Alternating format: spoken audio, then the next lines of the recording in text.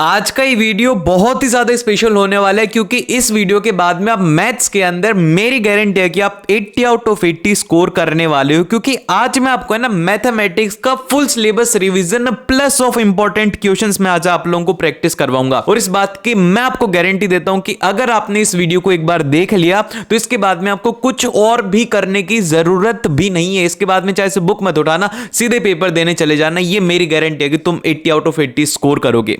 इतना ज्यादा इंपॉर्टेंट ये वीडियो है तो जल्दी से इस वीडियो को फैला दो और लाइक कर दो जिससे कि वीडियो तुम्हारे पास में सेव हो जाए। एग्जाम से एक दिन पहले जरूर से देख करके जाना। तो फिर चलिए हम लोग बिना टाइम वेस्ट के स्टार्ट करते हैं। तो ठीक है, सबसे पहले जो हम लोग रिवाइज करते हैं वो करते हैं पॉलिनोमियल की भैया पॉलिनोमियल्स क्या होता है। पॉलिनोमियल की बेसिक डेफिनेशन आप जानते हो जिसमें कि सबसे ज्यादा इंपॉर्टेंट है वो है क्वाड्रेटिक पॉलिनोमियल। तो क्वाड्रेटिक पॉलिनोमियल जो होता है वो होता है P of x is equal to A x square plus B x plus constant. ये होती है इसकी एक बेसिक फॉर्म जिसके कि दो रूट होते हैं अल्फा और बीटा। इसके मैक्सिमम दो ही रूट हो सकते हैं, एक भी हो सकता है लेकिन मैक्सिमम सिर्फ और सिर्फ दो हो सकते हैं। अब इसके अंदर जैसे कि सम ऑफ जो रूट है ये वाली कंडीशन और ये जो प्रोडक्ट ऑफ रूट है ये याद रखनी। सम ऑफ रूट क्या होता है, अल्फा प्लस बीटा जो होता है वो होता है माइनस ऑफ बी बाय ए, जो कि हम लोग इस इक्वेशन से निकालेंगे। और जो प्रोडक्ट ऑफ रूट होता है जो कि होता है अल्फा इंटू बीटा वो होता है हमारे पास में सी बाय ए। और फिर इसके बाद में यहां पर ये वाली जो एक इक्वेशन मैंने लिखी हुई है, जैसे कि मान लो कि आपको क्वेश्चन के अंदर सम ऑफ रूट दे दिया और आपसे बोला गया कि आप निकालिए कि इक्वेशन क्या होगी, तो उस केस के अंदर आपको ये इक्वेशन बहुत ही ज्यादा हेल्प करेगी। तो ये इक्वेशन क्या है, ये है कि x square minus of sum of zeros, कि ये हमने जो सम निकाला था अल्फा प्लस बीटा और प्लस ऑफ यहां पर product of zeros is equal to zero होता है। तो सिंपल से हम लोग क्या याद रखेंगे, x square minus sum into x plus of यहां पर प्रोडक्ट इज इक्वल टू हम लोग जीरो, ये याद रखने वाले हैं। और फिर इसके बाद में इसका सबसे पहला क्वेश्चन आता है। देखो ये क्वेश्चन बहुत बार पूछा जा चुका है, 2015 में पूछा गया, 16 में पूछा गया, 12 में पूछा गया और 20 में पूछा गया है। बहुत बार रिपीटेड क्वेश्चन है। अब एग्जाम के अंदर एग्जैक्टली ऐसा क्वेश्चन नहीं आएगा, एग्जाम में इस कंसेप्ट के ऊपर क्वेश्चन आ सकता है। अब देखो जैसे कि इसके अंदर आपसे कहा गया कि form a quadratic equation polynomial whose zeros आपको गिवन है कि एक जो आपका अल्फा है वो है आपके पास में 3 प्लस अंडर रूट ऑफ 2 और जो दूसरा है जीरो वो है आपके पास में 3 माइनस अंडर रूट ऑफ 2। और आपसे कहा गया कि आप जो बताइए कि पी ऑफ एक्स इनके लिए क्या होने वाला है। तो हमने अभी एक इक्वेशन सीखी थी, उस इक्वेशन के अंदर क्या था कि x square minus sum into यहां पर क्या है वो है x और प्लस ऑफ यहां पर हो जाएगा प्रोडक्ट। ये क्या हो जाएगी, ये हो जाएगी हमारी इक्वेशन। तो अभी हम लोग सबसे फर्स्ट में निकालते हैं वो निकालते हैं सम की, सम क्या होगा इनका। तो सम निकालने के लिए क्या करेंगे, 3 प्लस अंडर रूट ऑफ 2 और प्लस ऑफ यहां पर मैं आपको करके दिखा देता हूं यार, मतलब 3 लिख दिया मैंने, अंडर रूट ऑफ 2 और प्लस ऑफ यहां पर 3 minus under root of 2। Root 2 से रूट 2 कैंसिल हो गया तो यहां पर आ गया सम, आ गया हमारे पास में 6। अब इसी तरीके से प्रोडक्ट निकालते हैं। तो प्रोडक्ट निकालोगे तो क्या होगा कि यहां पर ये है a plus b into a minus b, तो ये क्या हो जाएगा, वो हो जाएगा a square minus b square हो जाता है। तो यहां पर हो जाएगा 3 का स्क्वायर माइनस ऑफ रूट 2 का स्क्वायर, जिसको कि सॉल्व करेंगे 9 माइनस 2 हो जाएगा 7। ठीक है, अब इक्वेशन क्या बनेगी, इक्वेशन बड़ी ही सिंपल सी बनेगी, मैं इसको क्लियर कर देता हूं। इसमें इक्वेशन जो हमारी बनेगी यहां पर ये देखो इक्वेशन क्या फॉर्म होगी, इक्वेशन फॉर्म होगी एक्स स्क्वायर माइनस सम कितना आ रहा है, सम आ रहा है यहां पे 6, तो हम लोग लिख देंगे माइनस ऑफ 6x और plus of 7 is equal to 0। इतना आसान सा क्वेश्चन, बहुत ही ज्यादा सिंपल है, बहुत ही ज्यादा अच्छे से आपने कर लिया। देन फिर इसके बाद में आता है अगला क्वेश्चन जो कि है हमारे पास में, आपको कहा गया है कि if the sum of zeros, आपको कहा गया कि sum of zeros of a polynomial जो कि है हमारा 3x square minus of kx और plus of 6 is equal to 0 है। और इसका आपको गिवन है कि इसका जो सम है वो कितना है, वो है आपके पास में 3। और ये एमसीक्यू क्वेश्चन के अंदर आएगा, सम आ जाएगा या फिर प्रोडक्ट आ जाएगा। तो ये आपको ध्यान में रखना है कि सम अगर 3 गिवन है और आपसे पूछा गया कि k की वैल्यू क्या होगी, तो अभी हम लोग सीख करके आए थे कि अल्फा प्लस बीटा जो होता है वो होता है minus of b by a। तो अब इसका आंसर आप लोग मेरे को कमेंट करके बताओगे कि भैया इसका आंसर क्या होगा। ये गलत मत कर देना यार, देखो ये बहुत ही बुरी बात हो जाएगी फिर ये क्वेश्चन भी अगर गलत कर दोगे।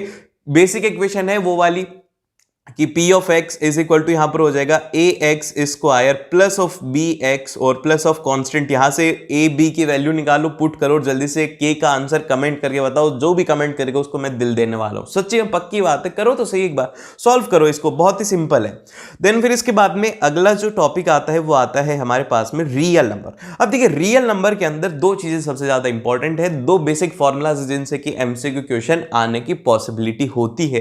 तो सबसे पहला तो है कि HCF of any two number, यहां पर जैसे कि अगर आप HCF निकाल रहे हो A और B का, और अगर उसी का ही LCM निकालो A और B का और उन दोनों को मल्टीप्लाई कर देते हो, तो आपके पास में जो आंसर आता है वो आपको मिलेगा, जो कि आप लोग उनका प्रोडक्ट करोगे, A इंटू B करोगे, वो आपको मिलेगा HCF into LCM of them. ठीक है, समझ रहे हो। देन फिर इसके बाद में नेक्स्ट जो सेकेंड पॉइंट आता है वो है हमारे पास में कि HCF हम लोग कहां पर निकालते, जहां पे कि हमें मैक्सिमम ऑफ निकालना होता है, जो भी हमें गिवन नंबर होते हैं वहां पर हम लोग निकालते हैं उसका HCF। जैसे कि आपका वो NCERT का एग्जांपल वाला है ना, कि उसके अंदर वो काजू कतली उसको अरेंज करनी होती है कि मिनिमम में आए, तो वो क्या करते हैं वहां पर हम लोग LCM निकालते हैं। तो ऐसे ही अगर आपको मिनिमम निकालना है तो LCM, मैक्सिमम निकालना है तो आपको निकालना होगा HCF। और इसको ऐसे भी याद रख सकते हो, H मतलब हाईएस्ट, हाईएस्ट का मतलब क्या हो जाएगा, वो हो जाएगा मैक्सिमम। समझ रहे हो, सिंपल सी बात है।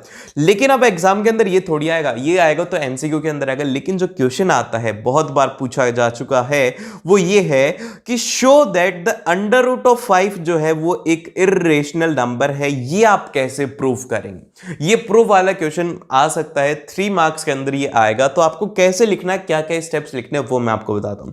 सबसे पहले तो आपको क्या करना है कि इसने कहा है कि इरेशनल प्रूव करो, तो आप उल्टा एज्यूम कर लो। आप एज्यूम करो कि let us assume to the contrary that the root 5 is rational. इसने कहा कि रेशनल है, आप बोल रहे हो कि भैया रेशनल है, मैंने मान, ठीक है, आपने अपने मन से मान लिया। तो अब जब ये रेशनल होता है तो कोई भी अगर रेशनल नंबर r होता है तो उसको हम लोग क्या लिख सकते हैं, p/q फॉर्म में लिख सकते हैं। और यहां पर जो p और q होते हैं ये क्या होते हैं, ये होते हैं को प्राइम नंबर होता है। ठीक है, तो यही हमने किया कि हमारा जो अंडर रूट ऑफ 5 है इसको हमने क्या कर दिया, p/q की फॉर्म में लिख दिया।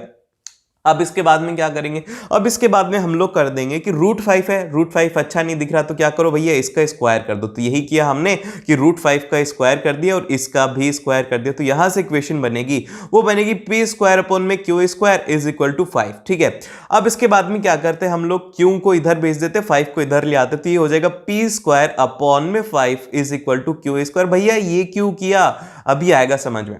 यहां पर क्या है, q एक नंबर है और p एक नंबर है, और हम लोग जो 5 है इसको डिवाइड कर रहे हैं। तो जब नंबर कब डिवाइड होता है, जब वो उसका फैक्टर होगा। तो यहां से हम लोग कंक्लूड करेंगे कि जो यहां पर p है जो कि 5 से डिवाइड हो रहा है, तो इसका मतलब ये है कि 5 एक उसका फैक्टर है। मतलब हम लोग p को क्या लिख सकते हैं, p को हम लोग कोई भी एक नया नंबर लिख देंगे, p is equal to 5 into आप कोई भी लिख सकते हो, k लिख सकते हो, r लिख सकते हो, ये आप लिख सकते हो, क्योंकि p क्या है, इसका एक फैक्टर है। ठीक है, ये आपने लिखा। अब इसके बाद में क्या कर रहे हैं कि अभी ये जो हमने लिखा है ना p इज इक्वल टू 5 के, इसको हम लोग इस इक्वेशन के अंदर पुट कर देते, जो कि हमारी पहली इक्वेशन थी ना, p/q का square is equal to under root of 5 का स्क्वायर। तो वो इसमें हम लोग क्या करते हैं, p की वैल्यू रख देते हैं, मतलब इसके अंदर रख दो, यहाँ पे इसमें, ठीक है, इसके अंदर वैल्यू रखोगे तो आपके पास में क्या फॉर्म होगा, आपके पास में इस तरीके से इक्वेशन फॉर्म होगी कि 5q square is equal to 5r का स्क्वायर हो जाएगा, क्योंकि p क्या है, वो है हमारे पास में 5r। ठीक है, अभी अभी हमने प्रूव कर दिया था। देन फिर इसके बाद में जब आप इसको सॉल्व करेंगे तो यहाँ पे आपके पास में इक्वेशन बनेगी q square is equal to 5 of r square. और यहां से अब क्या करेंगे, 5 को इधर ले जाएंगे और ये अब की बार 5 इसके नीचे आ जाएगा। तो यहां से हम लोग बोल देंगे कि q का फैक्टर 5 भी है। और जब p एंड q के दोनों 5 एक इनका कॉमन फैक्टर है, तो ये कैसे हो सकता है पॉसिबल, ये पॉसिबल ही नहीं हो सकता, क्योंकि कॉन्ट्राडिक्ट हो जाएगा। क्योंकि हमने बोला है कि p एंड q, हमारे जो p एंड q है ये क्या है, को प्राइम है, लेकिन इनके बीच में तो कॉमन फैक्टर आ रहा है, इसीलिए हमारा एजम्पशन यहां पर गलत होता है। और जो रूट 5 है वो क्या है, एक इरेशनल नंबर है, क्योंकि हमने क्या माना था, हमने माना था उसको रैशनल, और ये गलत हो गया, इसीलिए क्या हो जाएगा, रूट 5 एक हो जाएगा इरेशनल नंबर। इसके बाद में आता है अगला क्वेश्चन, जो कि है हमारे पास में pair of linear equation into variable. अब इसके अंदर आपको 3 कंडीशन है जो कि विशेष करके याद रखने, जिनसे कि एग्जाम के अंदर क्वेश्चन आता है। तो देखो, सबसे पहले तो ये याद रखो कि 2 इक्वेशन होती है, a1x plus b1y plus of c1, ये अलग अलग टर्म्स होती है। ये अगर दोनों टर्म्स है, मतलब कि दोनों इक्वेशन अगर आप इनको सॉल्व करके निकालना चाहते हो कि इनका सॉल्यूशन कैसा होगा, तो यूनिक सॉल्यूशन की कंडीशन होती है कि a1 upon a2 is not equal to b1 upon में b2। यूनिक चाहिए तो क्या करना होगा, किसी के भी आपको बराबर नहीं होना। अगर आपको कुछ यूनिक करना है तो आपको कुछ अलग करना होगा, इसलिए आप याद रख सकते हो कि यूनिक मतलब इक्वल नहीं होगा।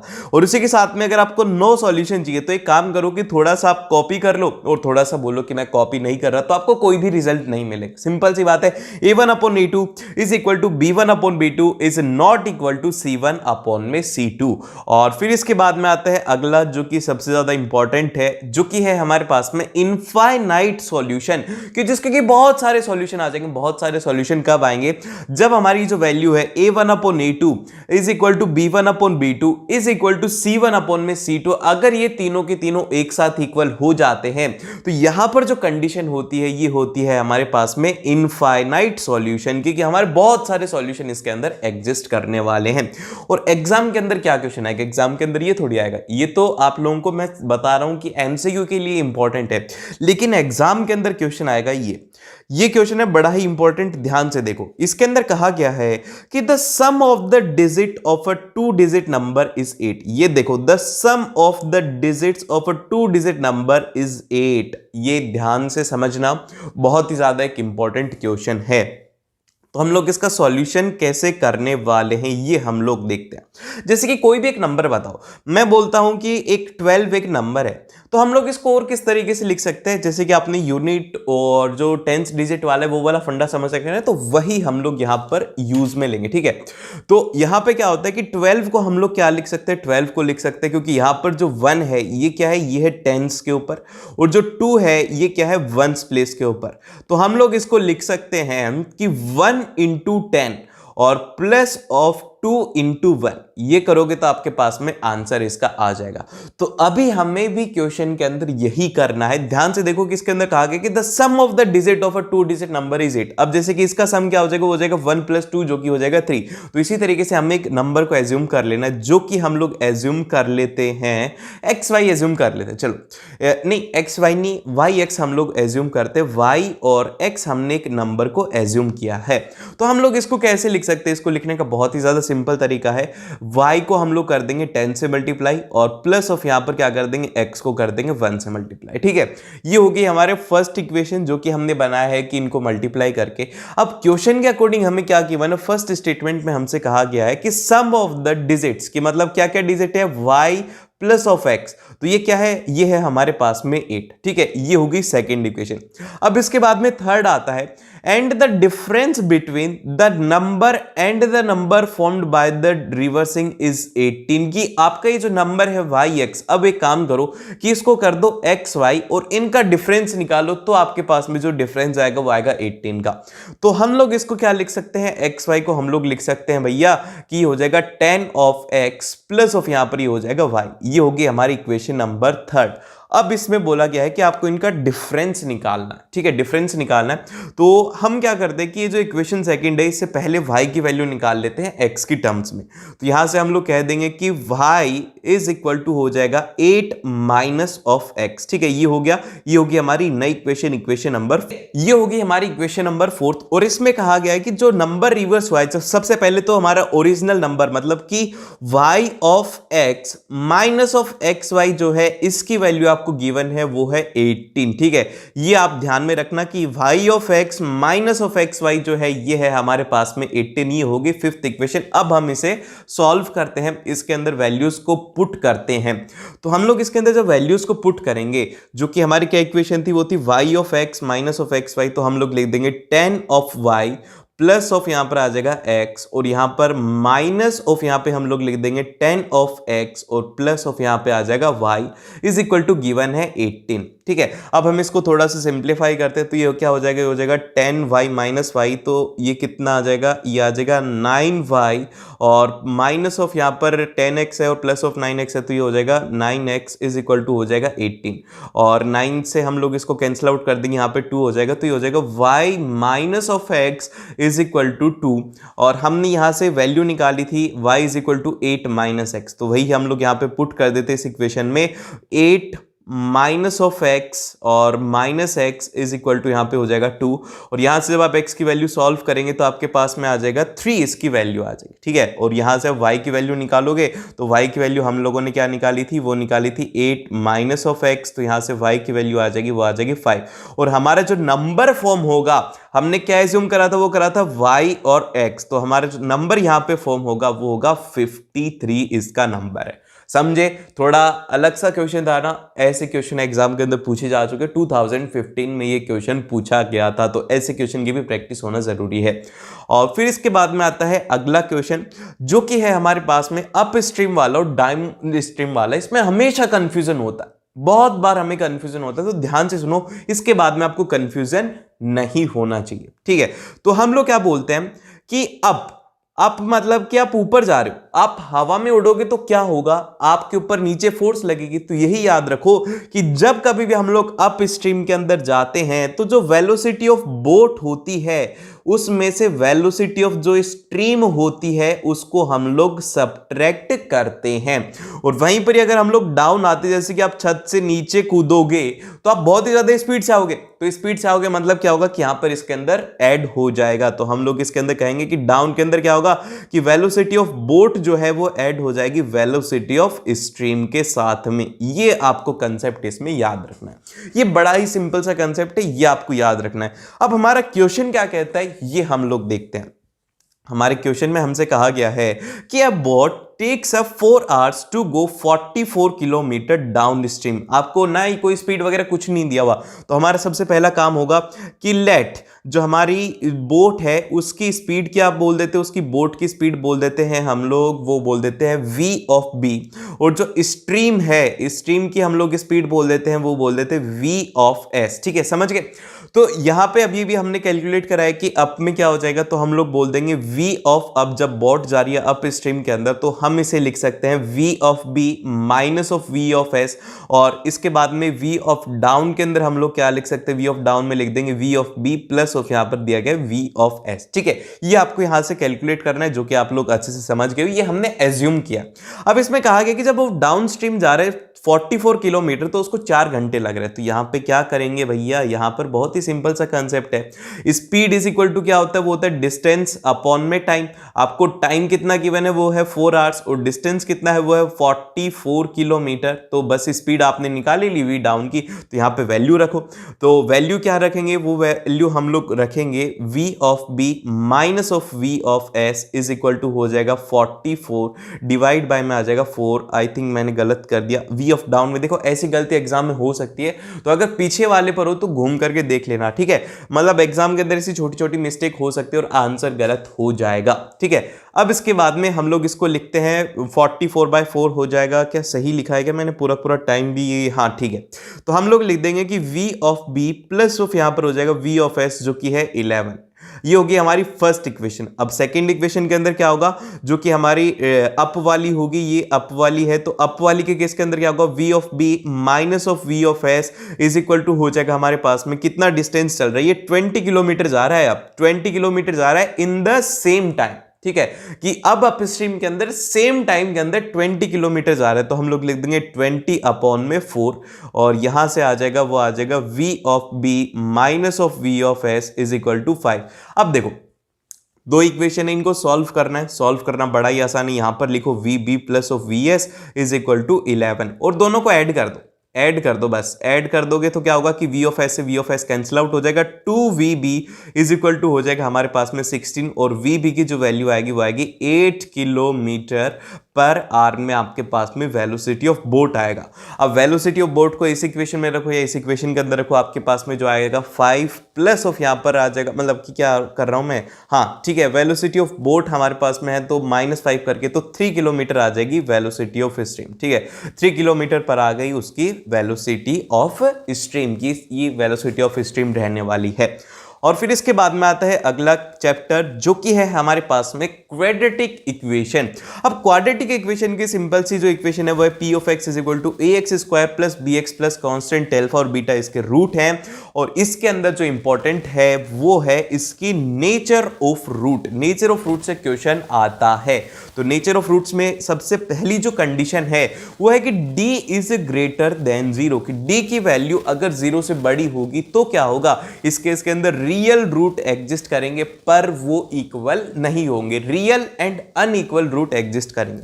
और अगर मान लो कि d की वैल्यू 0 हो जाती है तो d की वैल्यू 0 होने पर क्या होता है कि रियल एंड इक्वल रूट यहां पे हमारे पास में फॉर्म होते हैं और रियल एंड इक्वल रूट रहते हैं जिनकी वैल्यू क्या होती है, ये एडिशनल है। अगर एग्जाम के अंदर दे दिया जाए कि इक्वल रूट हैं तो आप सीधा से यहां पर लगा देना कि जो रूट होंगे या फिर जो 0 होगा वो क्या हो जाएगा, वो हो जाएगा minus of B bye 2a हो जाएंगे उसके रूट। सीधा इस फॉर्मूले से निकाल सकते हो, आपको फॉर्मूला लगाने की जरूरत नहीं, सीधा वैल्यू लिखना माइनस ऑफ बी अपॉन में 2a, तो आपके पास में उसके आ जाएंगे रूट जो कि इक्वल रहने वाले हैं।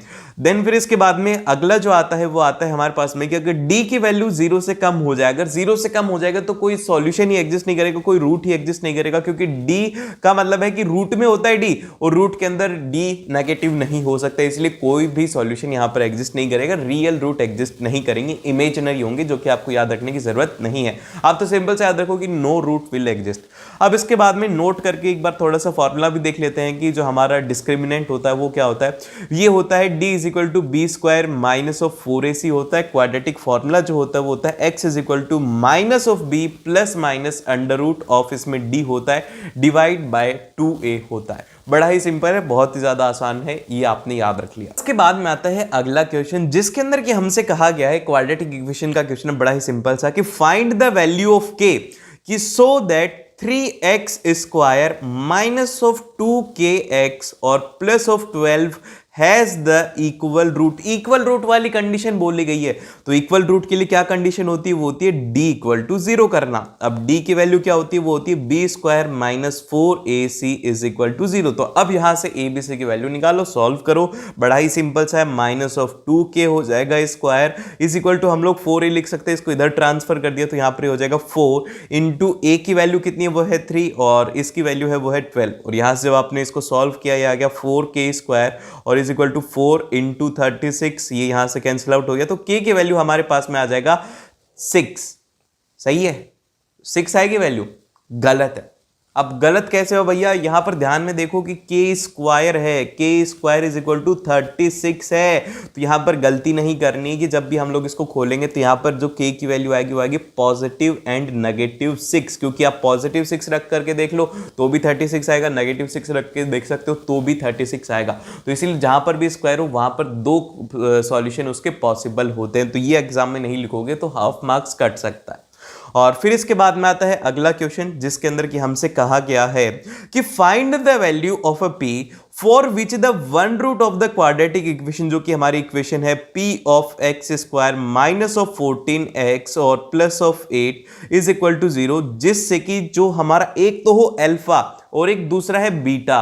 तो इसमें कहा गया है कि एक ऐसी p की वैल्यू निकालो जिसके लिए कि जो अल्फा है वो हो जाए 6 टाइम्स ऑफ बीटा। ये आपको कंडीशन इसमें गिवन है।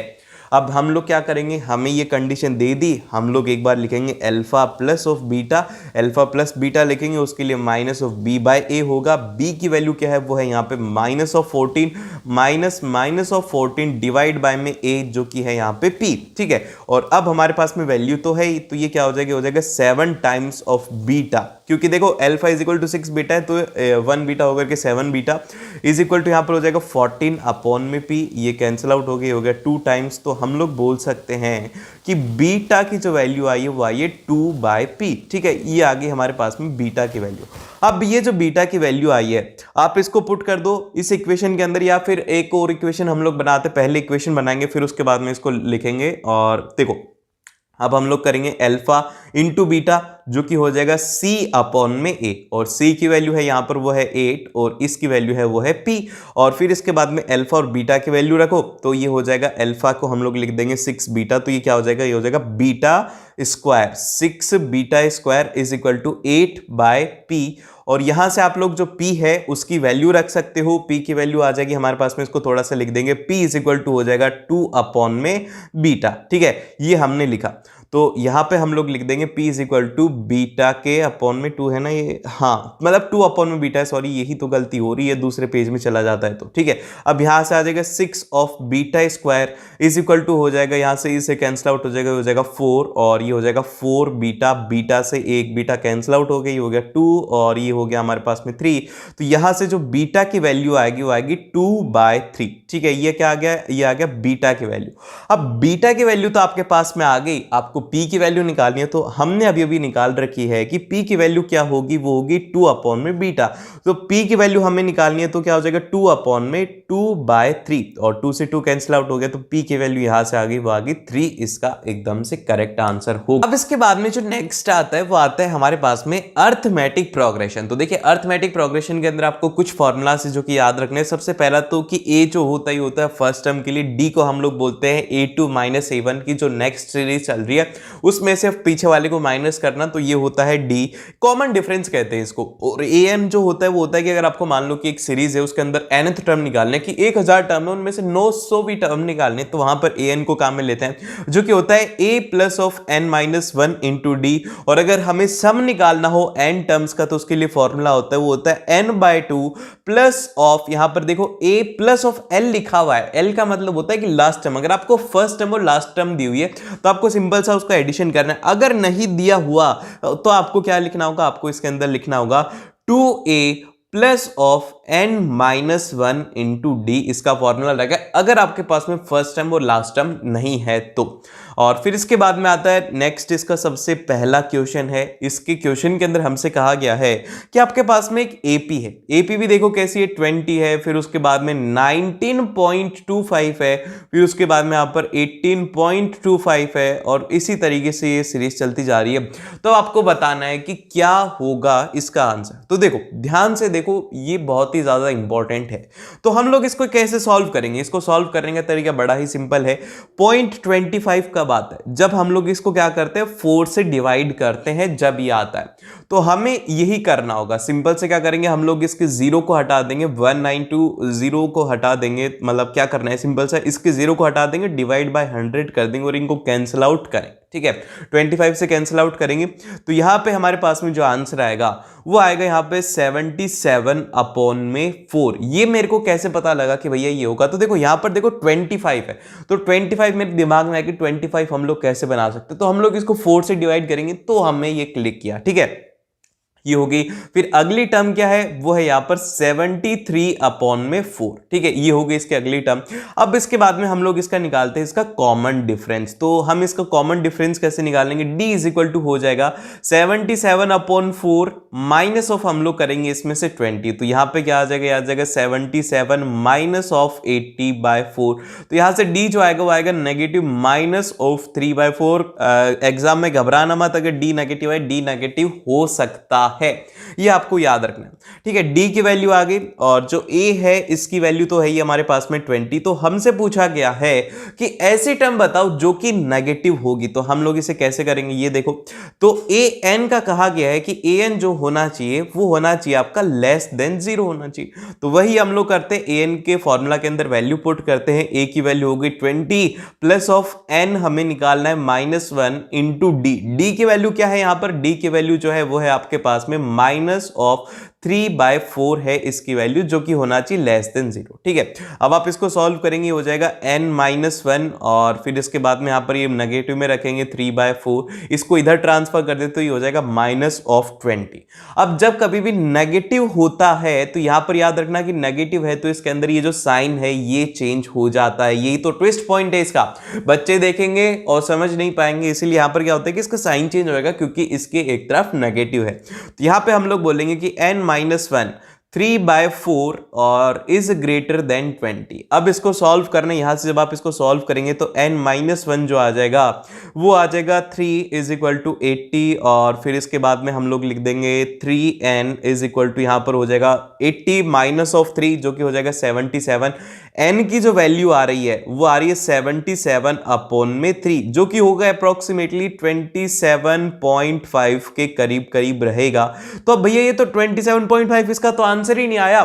तो आंसर ऐसे थोड़ी आएगा, इसके अंदर हमने क्या कहा है, इसके अंदर an, देखो यहां पर क्या है, n इज ग्रेटर देन 27.5, तो क्या होगा, वो होगा 28। तो इसीलिए यहां पर n इज इक्वल टू 28 इसका आंसर होने वाला है।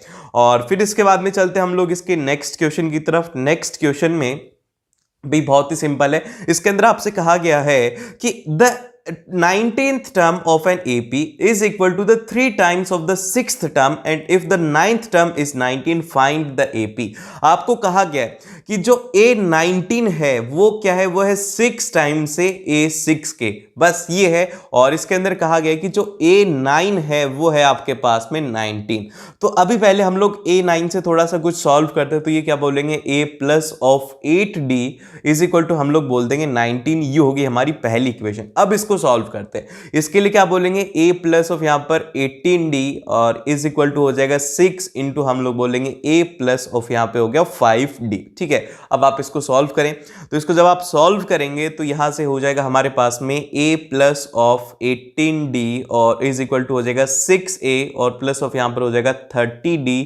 और फिर इसके बाद में हम लोग इसे सॉल्व करते हैं, तो जब इसको सॉल्व करेंगे ये सारी सारी टर्म्स को इधर ले जाते हैं, तो यहां पे क्या बचेगा, वो बचेगा 6A में से 5A और प्लस ऑफ यहां पर हो जाएगा, वो हो जाएगा 12D इज इक्वल टू 0। ये होगी सेकंड इक्वेशन। अब ये जो फर्स्ट इक्वेशन है इससे एक D की वैल्यू निकालो और इसमें पुट कर दो, या फिर एक काम करो कि A की वैल्यू निकालो और इसमें पुट कर दो। तो A क्या हो जाएगा, वो हो जाएगा 8D माइनस ऑफ यहां पर हो जाए, मतलब गलत लिख दिया मैंने, सॉरी कि ये हो जाएगा 19 माइनस ऑफ 8D। ठीक है, ये हो गया। तो आप सिंपल से इसके अंदर पुट करो 5 is equal to 19 minus of 8D और प्लस ऑफ 12D आ जाएगा इज इक्वल टू 0। और यहां से आप इसको सॉल्व कीजिए और मेरे को कमेंट करके बताओ कि इस AP को आपने क्या सॉल्व किया और क्या है इसका आंसर। देखो यार, आलस मत करना प्लीज, अगर आलस करोगे तो देख लेना फिर अच्छा नहीं होगा, तुम प्रैक्टिस नहीं कर रहे हो सही ढंग से। तो इसीलिए जल्दी से इसको सॉल्व करो, A और D की वैल्यू निकालो। A की मतलब कि सबसे पहले तो आपको यहां से इससे D की वैल्यू मिलेगी, फिर इसके अंदर पुट करके A की वैल्यू मिलेगी, फिर उसके बाद में आप इसमें सीरीज फॉर्म कर सकते हो। बहुत ही ज्यादा सिंपल क्वेश्चन है ये। अब इसके बाद में जो आता है वो आता है हमारे पास में ट्रिग्नोमेट्री। तो देखो ट्रिग्नोमेट्री के अंदर सबसे पहली जो इंपॉर्टेंट है वो है इसके रेशियोज को याद रखना। तो रेशियो को याद रखने के लिए मैंने यहां पर एक टेबल बना रखी है जिसके अंदर की मैंने लिखा हुआ है, ऊपर देखो PBP और नीचे लिखा हुआ है HHB। इसको याद रख सकते हो कि पंडित बद्री प्रसाद हर हर बोले। क्या हो गया, पंडित बद्री प्रसाद हर हर बोले। तो यहां पर आपको ये याद रखना है, इसमें जो सबसे पहली जो टर्म होगी वो होगी साइन थीटा की, जिसको कि हम लोग बोलेंगे P/H, और जो सेकंड टर्म होगी वो होगी कॉस थीटा की, जो कि होती है B/H, और फिर इसके बाद में टेन थीटा होता है जो कि होता है परपेंडिकुलर अपॉन में बेस। और याद रखना कि सेक थीटा क्या होता है, वो होता है 1 अपॉन कॉस थीटा, और कॉसेक थीटा जो होता है वो होता है 1 अपॉन में साइन थीटा, और जो कॉट थीटा होता है ये होता है 1 अपॉन में टेन थीटा। आपको ये याद रखना है। और एक और इसमें इंपॉर्टेंट फॉर्मूला बनता है, वो बनता है कि टेन थीटा जो होता है वो होता है साइन थीटा अपॉन में कॉस थीटा। ठीक है, समझ रहे हो, बहुत ही ज्यादा सिंपल है, ये आपको याद रखना है। और फिर इसके बाद में जो नेक्स्ट जो आपको चीज याद रखनी है वो ये है पाइथागोरस थ्योरम। पाइथागोरस थ्योरम याद रखना क्योंकि इसके अंदर बहुत ही ज्यादा यूज ली जाती है। वो ये है कि हाइपोटेनियस का square is equal to base का स्क्वायर प्लस ऑफ परपेंडिकुलर का स्क्वायर होता है। और यहां पे आपको कुछ वैल्यूज मैं आपको बता देता हूं, साइन की वैल्यूज को याद रखो। मैंने एक वीडियो डाली थी थोड़े टाइम पहले जिसके ऊपर के अप्रोक्सीमेटली अभी 3 से 4 लाख व्यूज हो चुके हैं, तो मैंने उसके अंदर याद करने का तरीका बताया था। तो जैसे कि ये हाथ है ना, तो आप इसके अंदर बोलो, जैसे कि सबसे पहले जो हमारा थंब है इसको बोल दो 0 डिग्री, और इसको बोल दो 30 डिग्री, इसको बोल दो 45 डिग्री, और इसको बोल दो आप कितना, इसको बोल दो 60 डिग्री, और इसको बोल दो 90 डिग्री। और इनकी नंबरिंग कैसे स्टार्ट करो, 0 1 2 3 और 4 आपको इसकी नंबरिंग करनी, ठीक है। अब आपके पास में फॉर्मूला क्या है, अगर आपको याद नहीं हो रही है तो ये आपके लिए एप्लीकेबल होगा। तो अगर आपको साइन थीटा की वैल्यू निकालनी है तो आपको लिखना होगा नंबर ऑफ फिगर, कि कौन सी फिंगर के ऊपर वो आ रहा है। अब जैसे कि मान लो डिवाइड बाय में आपको 2 कर देना है। जैसे कि मान लो आपको निकालना है 45 डिग्री, ठीक है, 45 डिग्री निकालना है, साइन ऑफ 45 कितना होगा। तो आप है ना अंगुली के ऊपर जाओ, ये था 0 डिग्री, ये था 30 डिग्री, ये था 45 डिग्री। तो ये 45 डिग्री जो एंगल है ये कितने नंबर पर आ रहा है, 0, 1 और 2। तो ये 2 के ऊपर आ रहे तो क्या हो जाएगा, ये हम लोग लिख देंगे अंडर रूट ऑफ 2/2, और यहां से जब आप सॉल्व करेंगे तो यहां पर √2 आ जाएगा, 1/√2। इस तरीके से आप इस वैल्यू को याद रख सकते हो। और कॉस की वैल्यू को याद रखने के लिए इसको उल्टा कर देना, उसके अंदर उल्टा सीक्वेंस स्टार्ट हो जाता है कि जो cos ऑफ 90 है वो हो जाता है 0, साइन ऑफ जो हमारे पास में 60 डिग्री होता है वो होता है 1/2, और cos ऑफ 45 डिग्री जो होता है वो होता है 1/√2 ही होता है, और जो cos ऑफ 30 डिग्री होता है वो होता है √3/2, और cos ऑफ 0 होता है वो होता है 1। उसको उल्टा कर देना। और फिर इसके बाद में जो नेक्स्ट आता है वो आता है हमारे पास में आइडेंटिटी। 2 आइडेंटिटी सबसे ज्यादा इंपॉर्टेंट है। सबसे पहली sign square theta plus of cos square theta जो होता है ये होता है 1। Sign square theta plus of cos square theta होता है ये होता है 1। और सेकंड है कि sec square theta minus of tan square theta ये होता है 1। ये आपको प्रूव दैट वाले क्वेश्चन के अंदर बहुत ही ज्यादा हेल्प करने वाले हैं।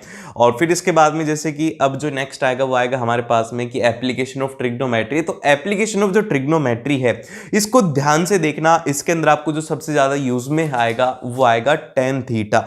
तो टेन थीटा क्या होता है, टेन थीटा सिंपल सा होता है परपेंडिकुलर अपॉन में बेस। जैसे कि अभी ये है, इसके अंदर ए जो है, ये देखो ये जो ए है ये क्या है, ये है एक थीटा एंगल है। तो इसके सामने वाली जो साइड होगी ये होगी हाइट, और इसके जो नीचे वाली साइड है ये हो जाएगी बेस। ये याद रखना है। अब इसके बाद में इसकी कुछ वैल्यूज है। tan ऑफ 0 डिग्री जो होता है वो होता है 0। 30 डिग्री की वैल्यू आप याद रख सकते हो 1/√3, और 45 डिग्री की वैल्यू होती है 1, और tan ऑफ 60 डिग्री की वैल्यू होती है √3, और जो tan ऑफ 90 डिग्री होता है इसकी वैल्यू होती है इन्फिनिटी। आपको याद रखनी, ये वैल्यूज आपको डेफिनेटली याद रखनी है। और फिर इसके बाद में आता है अगला, जिसके अंदर कि हमसे कहा गया कि प्रूव दैट करो। तो ये क्वेश्चन मैं लिखा नहीं था तो मैं एक बार अब लिख देता हूं इसे। क्वेश्चन ये है कि sine theta minus of 2 sine cube theta, ठीक है, 2 sine cube theta divide by में यहां पर है 2 cos cube theta minus of यहां पर है कॉस थीटा, और आपको प्रूव करना है कि ये बराबर होना चाहिए टेन थीटा के। ये हमारा क्वेश्चन है कि आपको एलएचएस को आरएचएस के बराबर प्रूव करना है। तो हम लोग इसको कैसे करेंगे, तो ध्यान से पेन चलाओगे जब भी आपको पता लगेगा। एक चीज देखो कि इसके अंदर साइन थीटा पूरी में से कॉमन ले सकते हैं क्योंकि यहां पर साइन क्यूब है, तो हम लोग कर सकते हैं। तो हमने क्या किया, सबसे फर्स्ट में ऊपर में साइन थीटा को कॉमन लिया, और साइन थीटा को कॉमन लिया तो क्या हो जाएगा 1 - 2 साइन स्क्वायर थीटा, ठीक है, ये हो गया। और फिर इसके बाद में नीचे क्या किया, नीचे से हम लोगों ने कॉस थीटा को कॉमन लिया, तो यहां पर क्या बचेगा, वो बचेगा 2 कॉस स्क्वायर थीटा, और माइनस ऑफ यहां पर क्या आ जाएगा, ये आ जाएगा कॉस थीटा, ठीक है। ये आपने इसमें किया। अब इसके बाद में क्या करना है, इसके बाद में आपको करना कॉस थीटा नहीं आएगा, सॉरी ये यहां पर कॉस थीटा नहीं आएगा, ये आएगा यहां पे 1। देखो ऐसी गलती हो जाती है, अभी मैं वीडियो बना रहा हूं, मैं बहुत ज्यादा अटेंटिव हूं, फिर भी मेरे से गलती हो रही है, तो एग्जाम के अंदर ऐसी गलती हो सकती है। तो इसीलिए एक बार चेक कर लिया करो कि आपने लिखा क्या है, ठीक है। तो अब हम लोग इसे देखते हैं, ये हो जाएगा साइन थीटा अपॉन में कॉस थीटा, तो हो ही जाएगा। अब इसके बाद में जो अंदर वाली टर्म है ये है 2 कॉस स्क्वायर थीटा, और अभी हम लोग आइडेंटिटी पढ़ के आए थे कि sine square theta plus of cos square theta is equal to 1 होता है। तो अगर हमें कॉस स्क्वायर थीटा चाहिए तो इस साइन स्क्वायर थीटा को उठा करके इधर ले जाओ, तो यही करेंगे हम लोग। अब इसके अंदर यही पुट करने वाले हैं।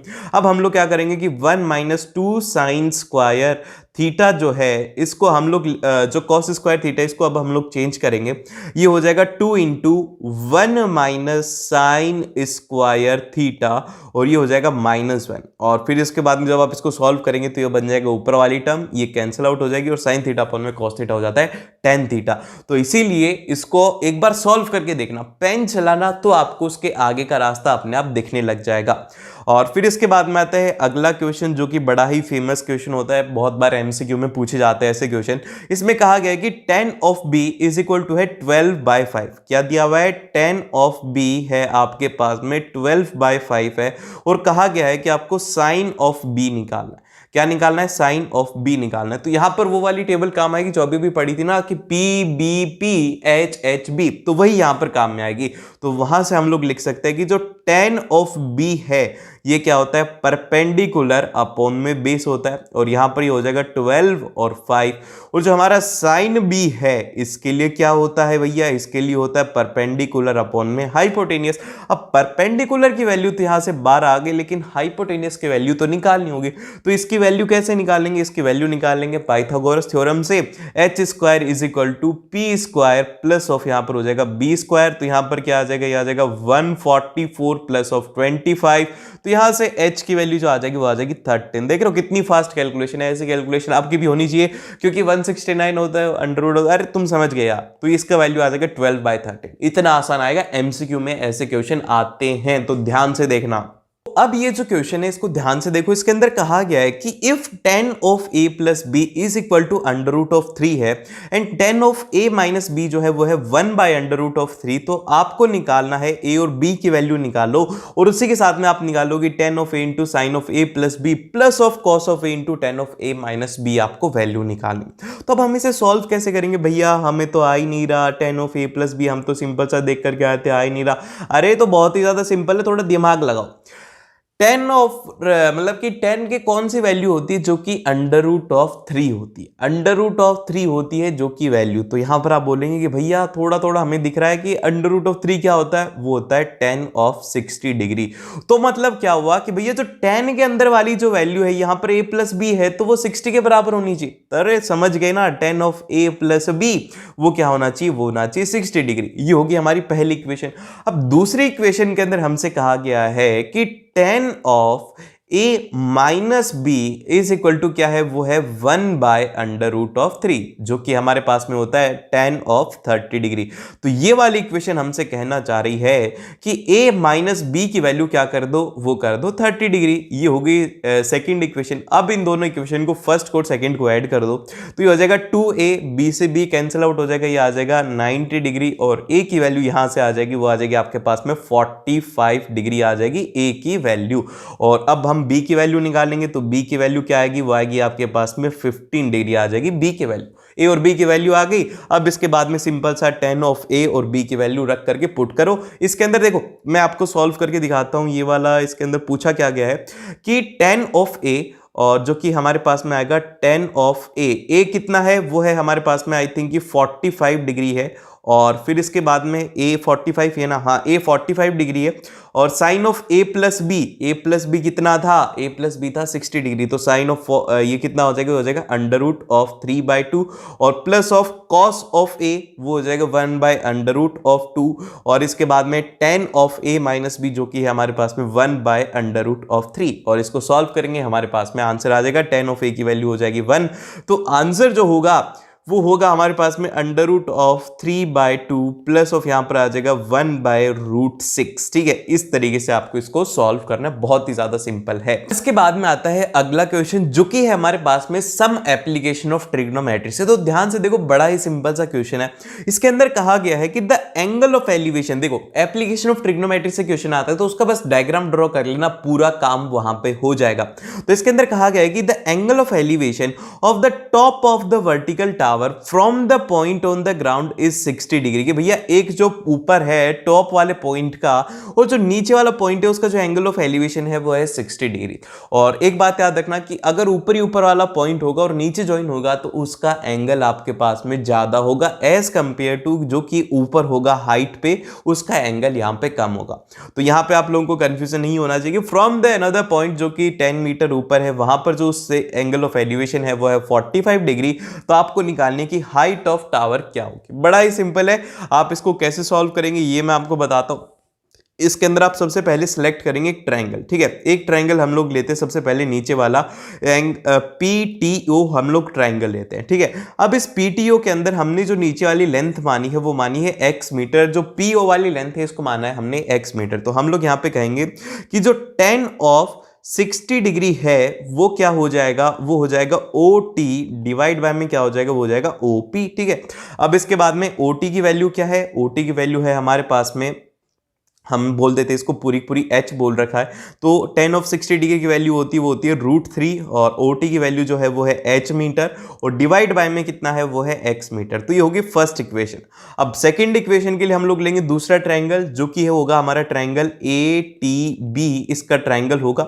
इसके लिए हम लोग लिखेंगे tan of 45 degree is equal to, ये जो हाइट है यहां पर आपको 10 मीटर दिया हुआ है तो ये बची हुई हाइट कितनी हो जाएगी h माइनस 10। तो यहां पर हम लोग लिखेंगे कि h माइनस 10 डिवाइड बाय में क्या आ जाएगा वो आ जाएगा x। और यहां पर tan ऑफ 45 डिग्री की जो वैल्यू होती है वो होती है 1। तो हम लोग बोल देंगे कि h minus 10 is equal to हो गया x। ये होगी हमारी इक्वेशन नंबर कौन सी होगी, होगी पहली, मतलब दूसरी इक्वेशन।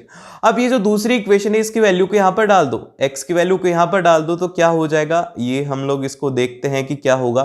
ये हो जाएगा, क्या था, √3 डिवाइड बाय में था h और यहां पर क्या था, ये था h माइनस 10।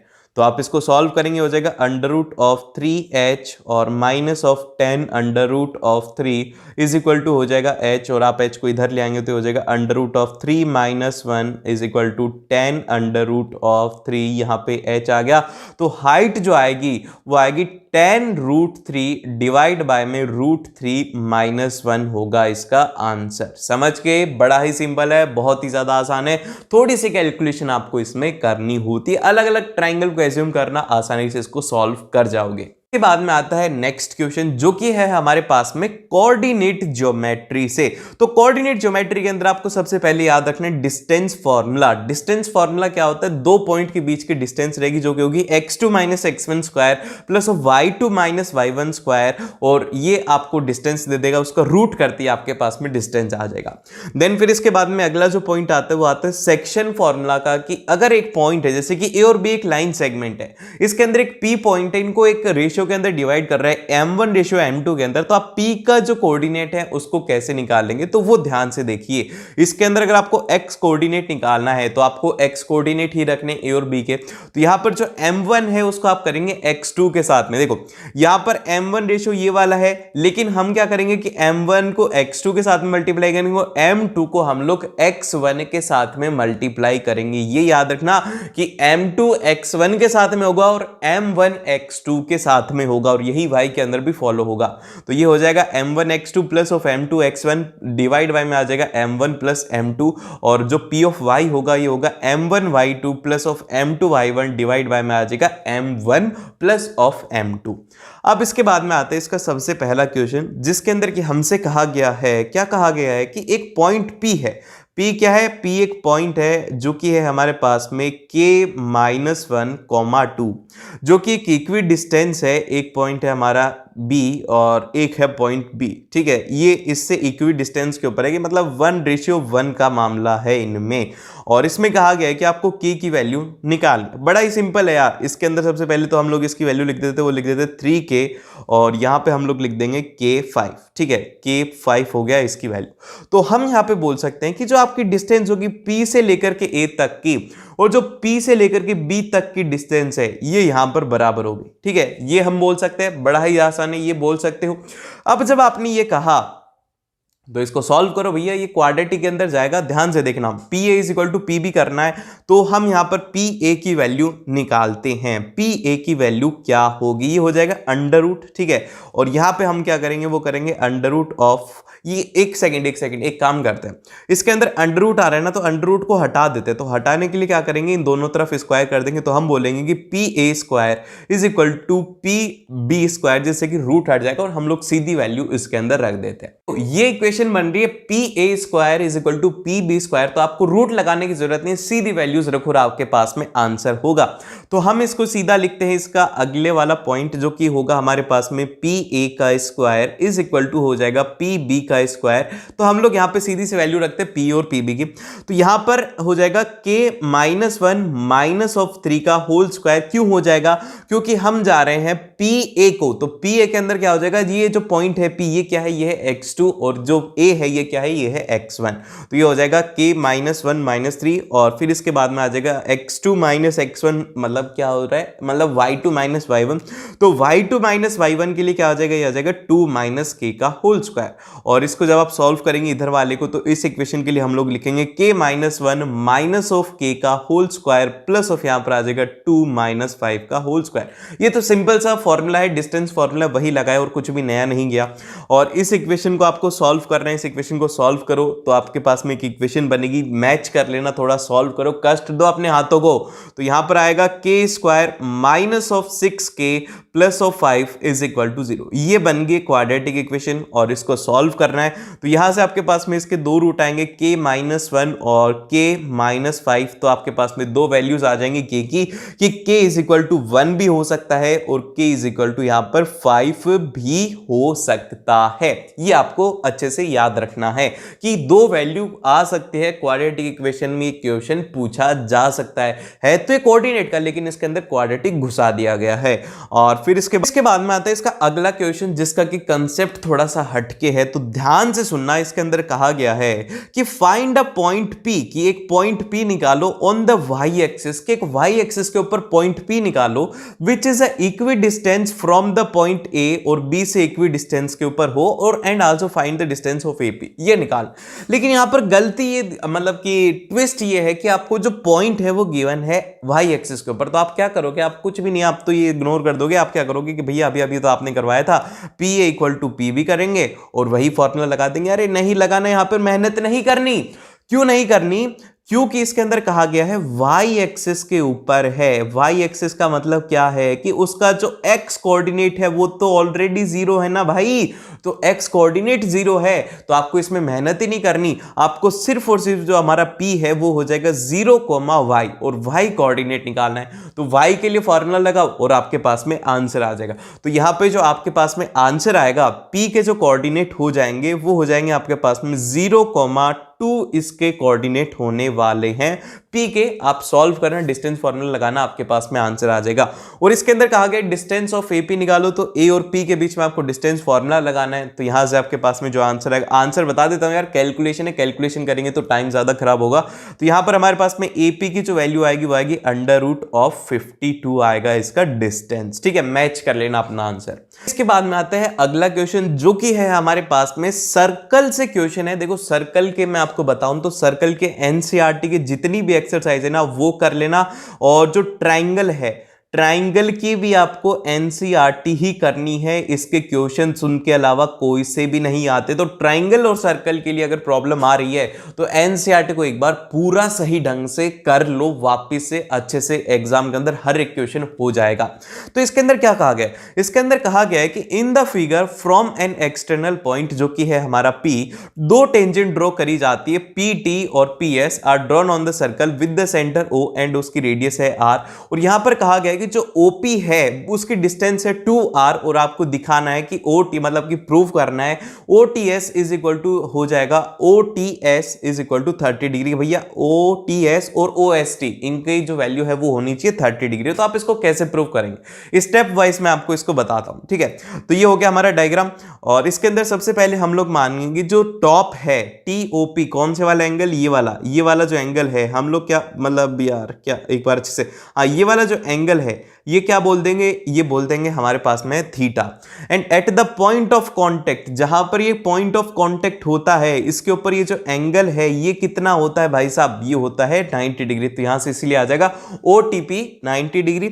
और हम लोग बोल देंगे OT is equal to OS is equal to R, क्योंकि देखो OT और OS क्या है, ये है रेडियस। और इसके बाद में देखो हम लोग राइट एंगल ट्राइंगल ले रहे हैं, कौन से वाला, OTP को हम लोग क्या ले रहे हैं, राइट एंगल ट्राइंगल ले रहे हैं।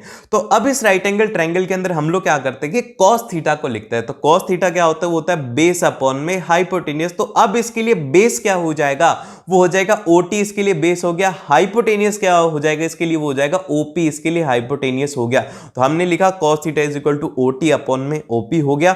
और हमें गिवन है ये क्वेश्चन के अंदर कि जो ये है वैल्यू R और दूसरी जो वैल्यू है वो है 2R।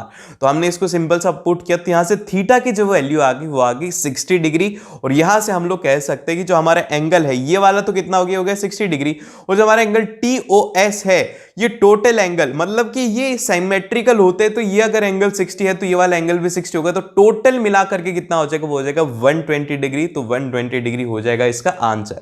और फिर इसके बाद में यहां पे हम ले रहे हैं कि जो हमारा ट्रायंगल है TOS हम लोग ये वाला ट्रायंगल ले रहे हैं। इसके अंदर हम लोग बोल सकते हैं कि ये दो OT और OS क्या है, ये है रेडियस, और angle opposite to equal side होते हैं इक्वल, तो इसीलिए हम लोग बोलेंगे कि जो OTS है और जो OST है ये एंगल हो जाएंगे बराबर।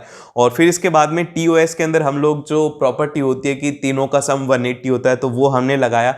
और फिर इसके बाद में इसकी वैल्यू XX मान लेंगे, इसकी वैल्यू हमारे पास में 120 डिग्री है ही, तो यहां से हमारे पास में जो उसकी वैल्यू आएगी वो आएगी 30 डिग्री। इस तरीके से आपको इसको सॉल्व करना है, बड़ा ही सिंपल होता है, ज्यादा कोई भी इसमें कॉम्प्लिकेशन नहीं हो। इसके बाद में आता है अगला क्वेश्चन। इस क्वेश्चन को ध्यान से देखो, ये क्वेश्चन एग्जाम के अंदर अगर आएगा तो देखते ही घबराना नहीं है, देखो क्योंकि इसके अंदर थोड़ा अलग सा फिगर है, तो ऐसा नहीं होगा कि आप घबरा जाओ। अरे बड़ा ही सिंपल है, मैं बता रहा हूं, एक लाइन के अंदर क्वेश्चन सॉल्व हो सकता है। जितना कॉम्प्लिकेट दिख रहा है ना उतना कॉम्प्लिकेट है नहीं।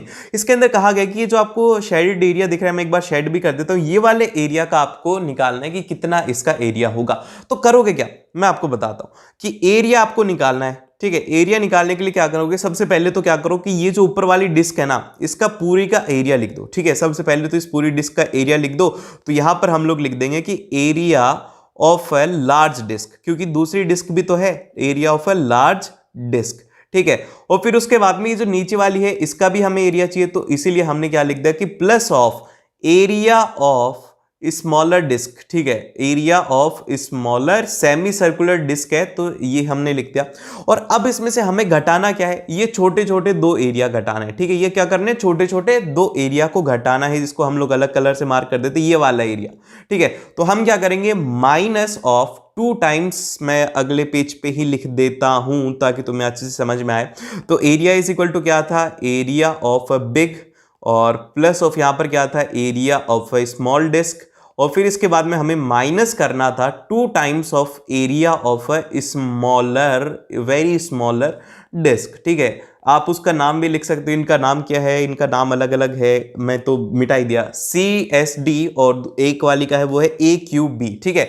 इनका है आपको। अब इसके अंदर करना कुछ भी नहीं है भाई साहब, जो आपको वैल्यू गिवन है वो लिखो। तो एरिया ऑफ बिग के लिए क्या लिखेंगे, वो लिखेंगे half of pi of r square, और आर कितना है यहाँ पर, वो है 7, और प्लस ऑफ यहाँ पर एरिया ऑफ स्मॉलर के लिए आ जाएगा, वो आ जाएगा पाई, और ये हो जाएगा 7/2, और यहाँ पे माइनस ऑफ 2 इंटू स्क्वायर है इन सभी में, minus of half of pi into 7/4 का होल स्क्वायर, ठीक है। इसको सॉल्व करना है, आपके पास में आंसर आ जाएगा। अरे बड़ा ही सिंपल है, और इसका आंसर अगर कोई मैच करना चाहता है, अगर बताओ कौन कौन यहां तक देख रहा है, जो भी बता रहे हैं ना वो बस भैया बोल देना, एक ऐसे थम्स अप बता देना, बस कमेंट करके बता दो थम्स अप कि आप इस वीडियो को यहां तक देखो, क्योंकि यहां तक सिर्फ और सिर्फ वही बच्चे आते हैं जो कि अच्छा स्कोर करते हैं। तो बस जल्दी से कमेंट्स के अंदर थम्स अप कर दो, मेरे को पता लग जाएगा कि हाँ भैया तुमने वीडियो को पूरा देखा है, ठीक है। तो आप इसको सॉल्व करें, तो आपके पास में जो आंसर आएगा वो आएगा 693 अपॉन में 8 इज इक्वल टू हो जाएगा 86.625 आपके पास में इसका आंसर होने वाला है सेंटीमीटर स्क्वायर। क्या होगा, सेंटीमीटर स्क्वायर आपके पास में इसका आंसर होगा। और फिर इसके बाद में आता है नेक्स्ट, जो कि है हमारे पास में सरफेस एरिया एंड वॉल्यूम से क्वेश्चन है। इसके अंदर हमसे कहा गया है कि इन अ रेन वाटर हार्वेस्टिंग सिस्टम, कि एक रेन वाटर हार्वेस्टिंग सिस्टम है कि the rain from the roof, जो कि है हमारी उसकी लेंथ और ब्रेथ दिया हुआ है, कि हमारी जो आपने देखा होगा कि छत होती है, छत की लेंथ भी होती है, ब्रेथ भी होती है, और उसकी कुछ हाइट भी होती है। तो क्या होता है, वो एक तरीका का क्यूबॉइड होता है। तो इसीलिए क्या बोल रहे हैं कि उसकी जो हमारे पास में डायमेंशन है वो 22 और 20 है उसके डायमेंशंस। और इसके अंदर कहा गया कि उसको ड्रेन करते हम लोग एक सिलेंड्रिकल टैंक के अंदर, जिसका कि हमारे पास में डायमीटर है, क्या है, सिलेंड्रिकल एक टैंक है, उसका डायमीटर कितना है, वो है आपके पास में 2 मीटर है, और यहां पर जो उसकी हाइट है वो है 3.5 मीटर है। और आपसे पूछा गया कि if the tank is full, कि टैंक फुल हो गया है, then find the rainfall in centimetre, कि भैया कितनी ज्यादा रेन हुई थी। तो ध्यान से देखो, इसके अंदर क्या है, इसके अंदर क्या हो रहा है कि आपकी छत है, मान लो कि एक छत क्या है, एक डब्बा है, जिसके अंदर की पूरी के अंदर पानी भर गया। अब उस पानी को आपने क्या किया, सिलेंडर के अंदर खाली कर दिया, और वो पूरा पूरा भर गया। तो आपसे कहना चाह रहे हैं कि भैया ये बताओ कि उसकी छत जो है उसके अंदर, मतलब कि रेनफॉल कहने का मतलब ये है कि आप उसकी हाइट निकाल। तो हम लोग क्या करेंगे कि वॉल्यूम ऑफ क्यूबॉइड, क्या, volume of cuboid is equal to हम लोग कर देंगे वॉल्यूम ऑफ सिलेंडर। ठीक है, क्या कर देंगे, volume of cuboid is equal to हम लोग कर देंगे वॉल्यूम ऑफ सिलेंडर, और ये हम लोग करेंगे L into b into h is equal to हो जाएगा पाई आर स्क्वायर एच। ठीक है, अब हमें इसमें सब कुछ वैल्यू गिवन ही है, हम क्या करेंगे कि ये 22 इंटू 20 है और इंटू एच हमारे पास में हाइट है, पाई आर, आर क्या हो जाएगा, वो हो जाएगा यहाँ पे 1, क्योंकि वहां पर 2 मीटर डायमीटर दिया हुआ है, एग्जामिनर आपको ऐसे ही कंफ्यूज करेगा, और ये हो जाएगा 3.2 पाई आर स्क्वायर एच। ठीक है, अब हम लोग इसको सॉल्व करते हैं, 22 into 20 into h is equal to हो जाएगा 22 अपॉन में 7 इंटू भैया 1 इंटू 7/2, और 7 से 7 कट गया, 22 से 22 कट गया, तो हाइट जो आ जाएगी वो आ जाएगी 1/40 सेंटीमीटर। क्या आ जाएगा, वो आ जाएगा 1/40, मतलब सॉरी, देखो मैंने फ्लो के अंदर गलती कर दी ना, मैंने इसको सेंटीमीटर में कर दिया, जबकि ये जो आंसर है ये आया है मीटर के अंदर। ये क्या आया है, ये आया है मीटर के अंदर, और हमसे आई थिंक ये पूछा गया है सेंटीमीटर में, तो मैंने सोचा कि यार ये सेंटीमीटर में, तो सेंटीमीटर में आ गया, तो इसीलिए ये मीटर में है। तो एग्जाम के अंदर इतना कर दोगे, लेकिन उसके बाद में सेंटीमीटर नहीं लिखोगे तो आधा नंबर कट जाएगा। तो h इज इक्वल टू क्या हो जाएगा, वो हो जाएगा 100 डिवाइड बाय में 40 सेंटीमीटर होगा इसका आंसर, और यहां से आएगा 2.5 सेंटीमीटर इसका करेक्ट आंसर होगा।